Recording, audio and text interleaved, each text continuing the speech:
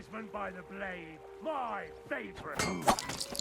Why, hello everybody, and welcome back to a little bit more Kingdom Come Deliverance 2, where today I'm going to tell you about 5 different tips that can help you improve your gameplay in Kingdom Come Deliverance 2. These are just simple things if you're a new player and you might not know about in the game, because the game doesn't really tell you about some of these mechanics that could work and kind of simple tricks and tips you could do to make things a little bit better. It won't ruin your game entirely, but that's all up to you to use them or not. So here we go, we're going to just go with this, and I hope you enjoy this 5 different tips.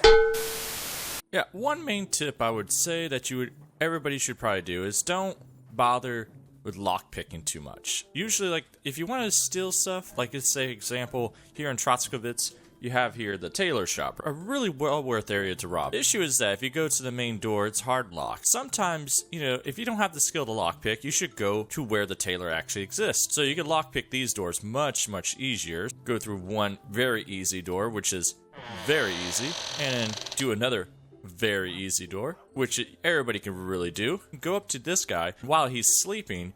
You can just rob him just slowly. And also, I should say, this is a very heavily armored person and everything else. I am doing everything stealth wrong. We're just gonna go back to robbing, and he doesn't mind. Wait till it turns red.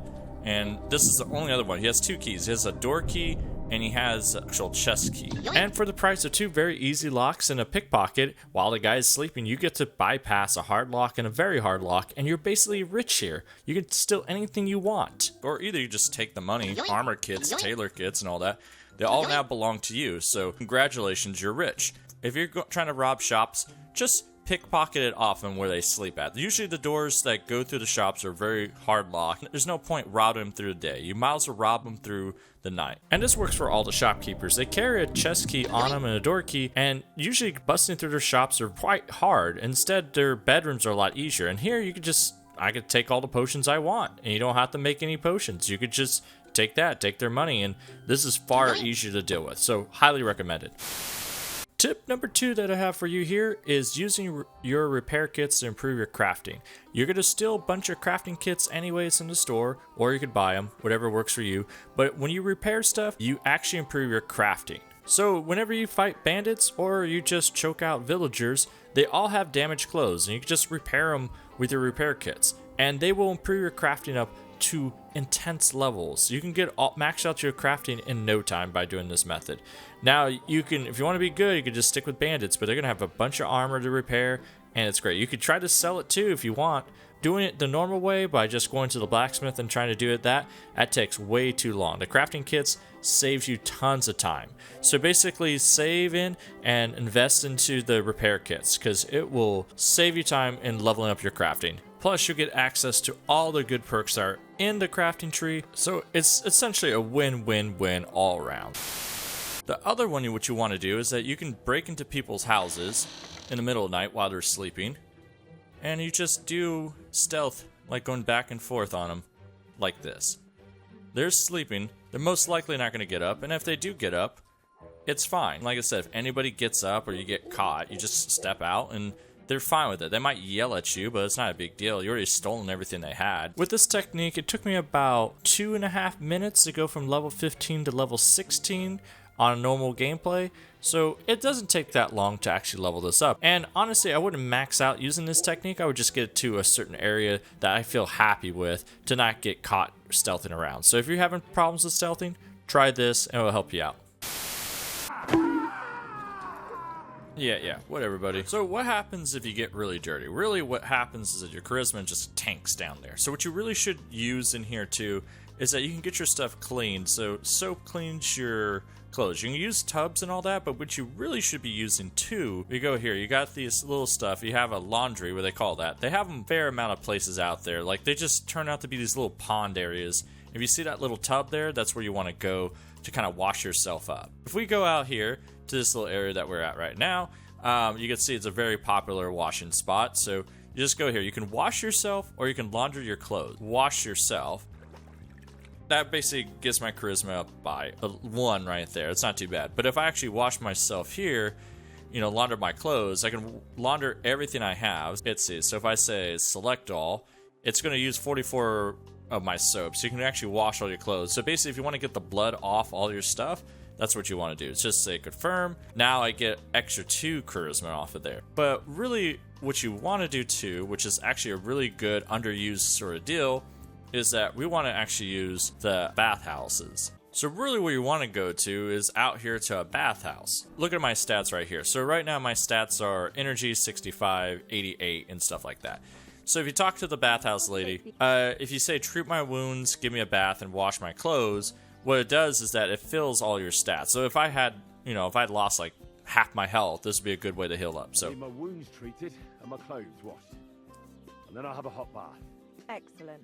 Pay up and we can get started. And see, this is me with the worst reputation. So 37 groschen, which is nothing. Like, Savior Snops even costs about that amount. There you go. So you spend about 2 hours enjoying the bathhouse service. You can go for the other option to get the charisma boost.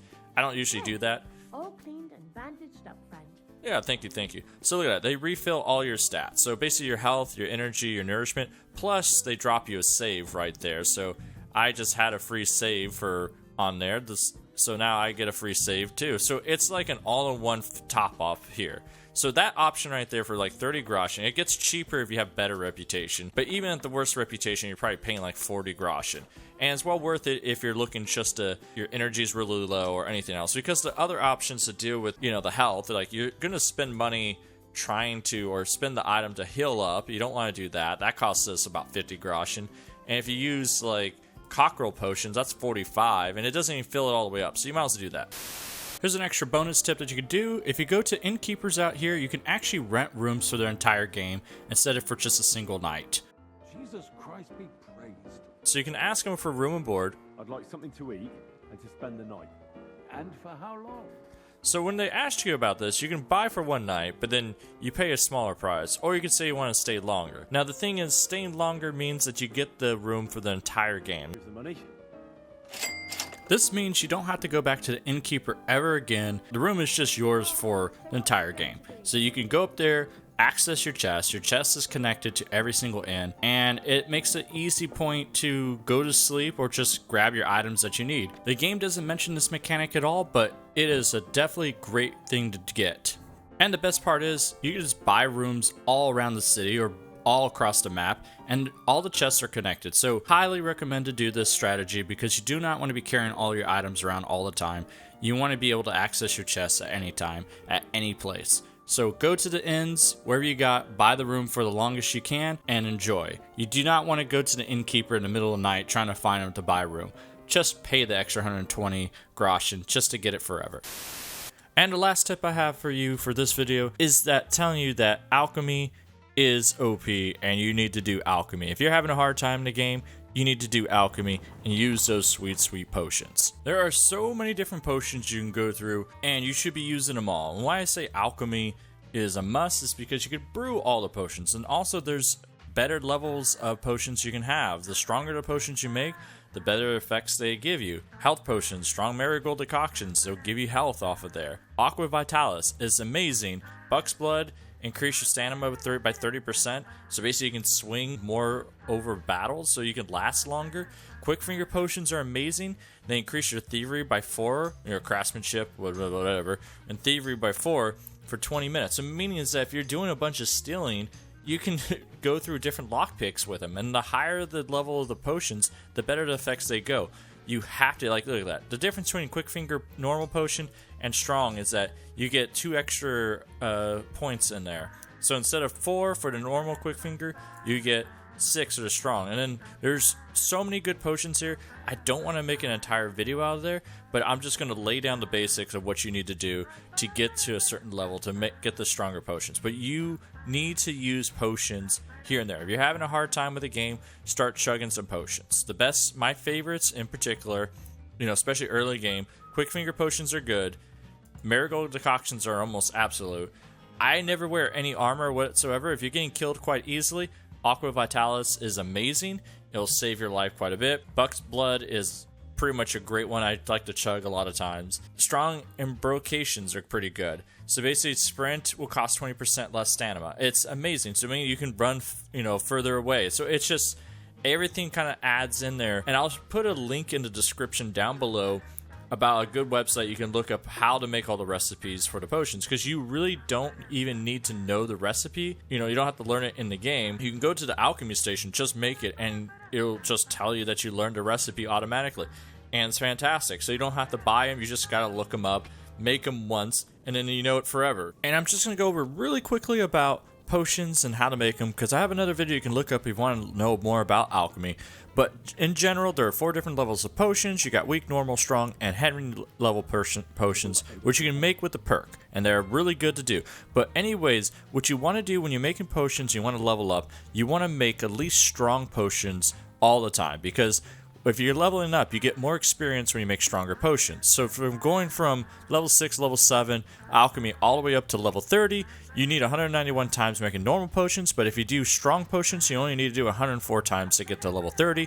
But really, you probably only have to do 50 to 60 times to get to level 16 to actually get the level 16 perk and make the Henry level potions, and you'll be doing good. So if you're having problems in the game, use alchemy, use those potions, and you will have a blast after that. Anyways, I hope that's good enough for now. It's not an extensive list of tips you can use for Kingdom Come Deliverance 2, but I hope these are not very common and they're quite useful for you later on. I hope you enjoyed this video, and I hope to see you around next time. Have a good one, and goodbye. Someone ought to give you the cane for your thievery. Bar, I don't know what you're talking about. Yeah. I don't know who you're gonna call. I don't know who you're calling a thief. It doesn't matter.